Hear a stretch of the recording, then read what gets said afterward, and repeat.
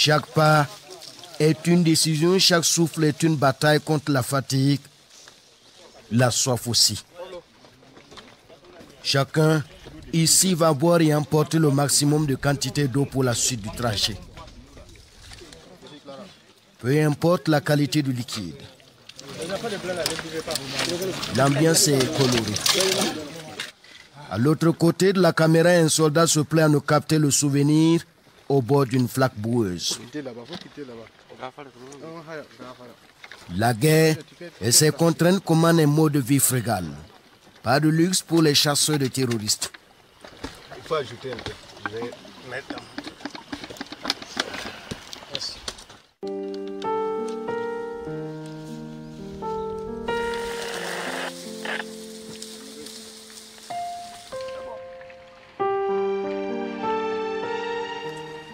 Nous sommes enfin à découvert dans un autre village. Bouemaoun est vide. Les terroristes viennent de décamper, laissant tout derrière. Le vol de bétail et de vivres semble être leur sport favori. Des bœufs par centaines dans la nature. Ils vont tous être convoyés à Solenzo.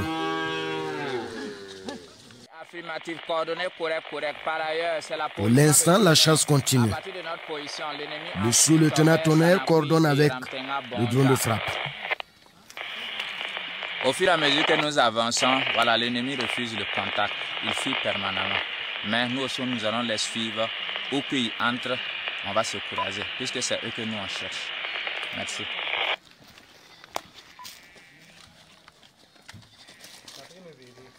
Dans les concessions, les découvertes sont de véritables pièces à conviction et surtout la preuve que ceux qui vivaient ici n'étaient pas des saints. Loin s'en faut, et c'est bien le signe que les heures à venir vont être décisives.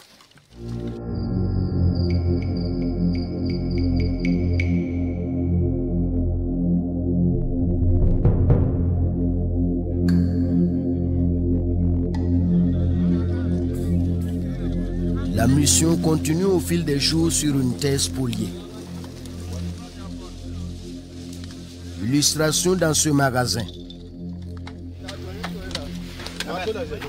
Des tonnes de céréales.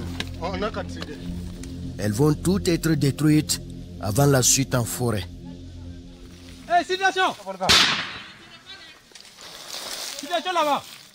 Les menaces spontanées sont très vite maîtrisées et les moyens récupérés. Les terroristes sont de plus en plus acculés et cherchent le moyen de tenter le tout pour le tout. À pied, nous traversons des villages prostrés, anéantis aux prises avec une canicule féroce. Le mercure frôle les 42 degrés à l'ombre et même la nature suffoque. La forêt, complice et ennemie, devient le théâtre d'un affrontement inévitable. Tu vois? Ça dit, c'est tout l'ennemi était là. Le sous-lieutenant Béton en tête vient de prendre l'ennemi dans son propre piège. La tension monte dans les rangs. La position est demandée. Vite, nous nous y déployons. Ici comme ailleurs, les embuscades sont un feu de paille. L'ennemi a très vite décroché. Mais ça va? Ouais, ça va très bien. Le moral? Ouais, le moral est haut.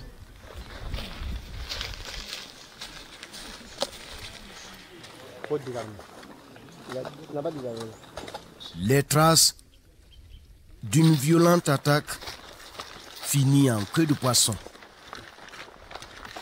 Le meneur vient de perdre la bataille, sa vie aussi. Un certain Lukman, l'éminence grise de la prétendue Katiba qui régnait en maître ici. La fin peu glorieuse d'un criminel qui terrorisait les populations des Banwa. Quand les coups de feu ont commencé partout au-delà de notre front, il y avait des tirs. Et ils essayaient de nous donner d'eau au fleuve afin de nous encercler. Donc, grâce à réaction des gens, on a pu repousser l'ennemi qui a pris la fuite. Côté ami, le combat a fait quelques blessés hors de danger et vite évacués.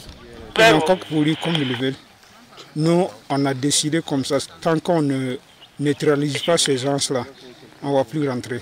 Et c'est nous-mêmes, on va demander au commandement de pouvoir les traquer et les neutraliser jusqu'au dernier élément avant de rentrer. Le défi est lancé. Et pour les fantassins, c'est une question de dignité.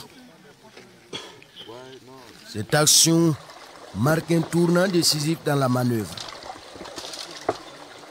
Dans cette opération audacieuse, la force physique et mentale des hommes engagés devient leur arme la plus redoutable.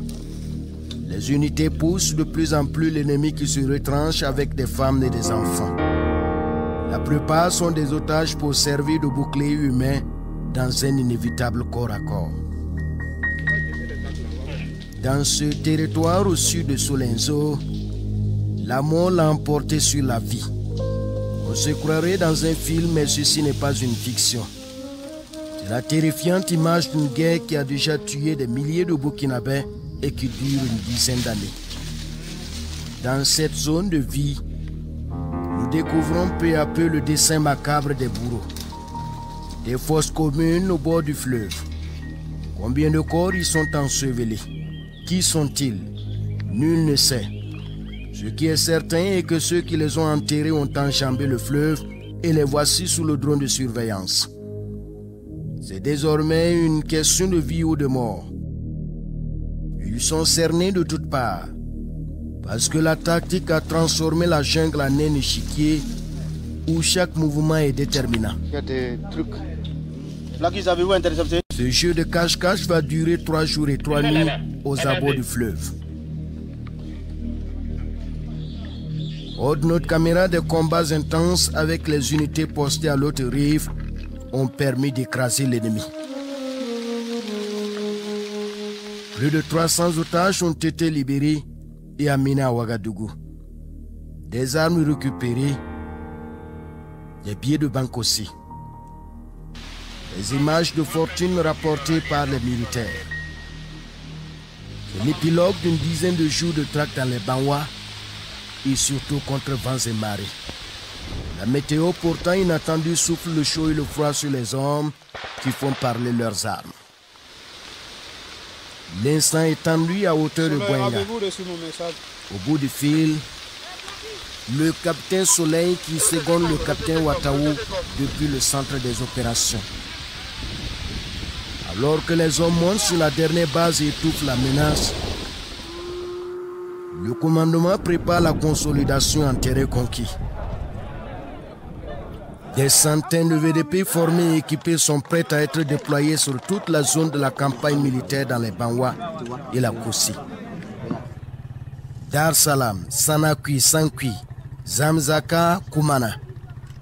Des dizaines de villages désormais libres pris en main par les volontaires pour la défense de la patrie.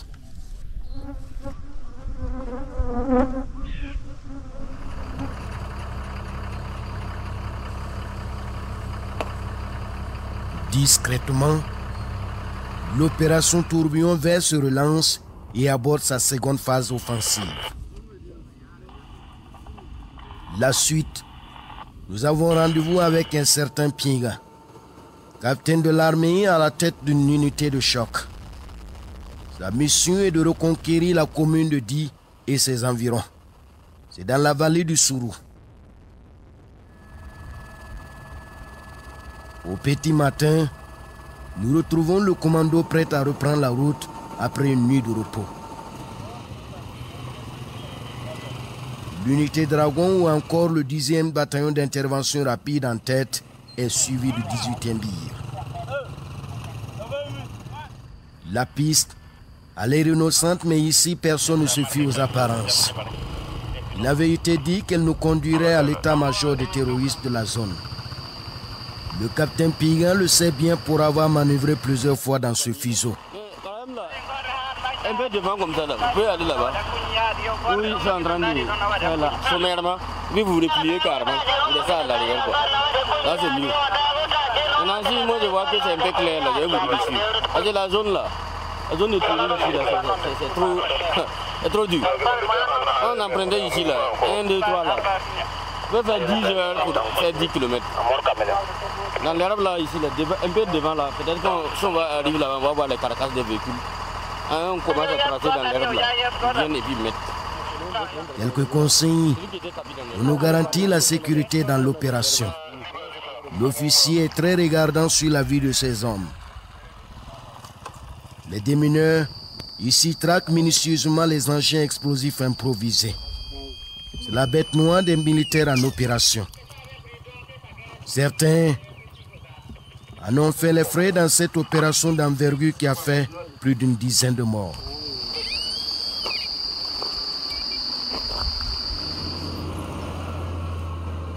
Comme à sa première phase, la mission est celle de multiples soubresauts.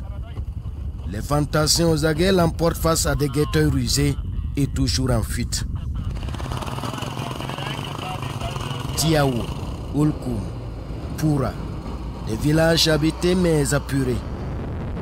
La destination dit est à une dizaine de kilomètres. Le capitaine Pinga, un rocher parmi les hommes, est prêt à prendre l'ennemi de face. Mais déjà, on nous annonce que les terroristes sont en train de prendre le large. La localité est bordée par le fleuve Sourou. Moto, blindés et pick-up rasent le sol et en un temps record, le parachutiste commando et ses hommes encerclent le village.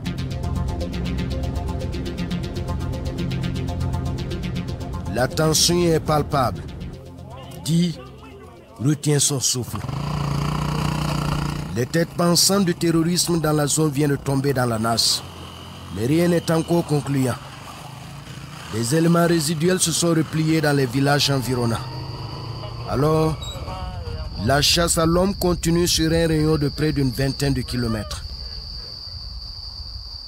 Nous sommes en territoire malien. Quelques heures plus tôt, les terroristes tenaient encore cette position avec un centre d'entraînement.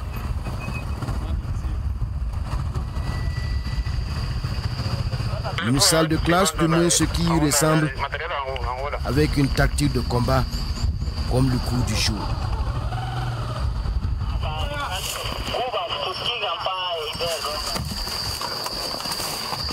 Sur le périmètre, tous les accablent. L'équipe médusée vient de tomber sur un stock d'engrais. Ils utilisent ça pour fabriquer les EI. Voilà, en cas de notre passage, et pour que ça puisse détruire nos engins, ou soit ça puisse détruire nous-mêmes en tant que combattants. Le seul message que nous on a à leur dire, c'est de déposer les armes et revenir à la patrie. Pour l'instant, dans les bois, certains préfèrent la fuite. Pourtant, les moyens sont dérisoires face à l'arsenal de l'armée. La rançon du crime, loin d'une sépulture digne. Le bilan fait état de centaines de terroristes neutralisés dans l'opération Tourbillon Vert. Après quelques heures de ratissage, l'unité reprend la route pour la base, les bras chargés. Pendant ce temps, à l'autre rive du fleuve, les compagnons du 7e bataillon d'intervention rapide sont en progression. Ils s'apprêtent à livrer leur énième combat dans la zone. Les terroristes vus par le drone préparent une embuscade. De cette bataille sanglante appuyée par le drone de frappe, des pick-up indiquant la violence de la bombe qui a détruit le groupe.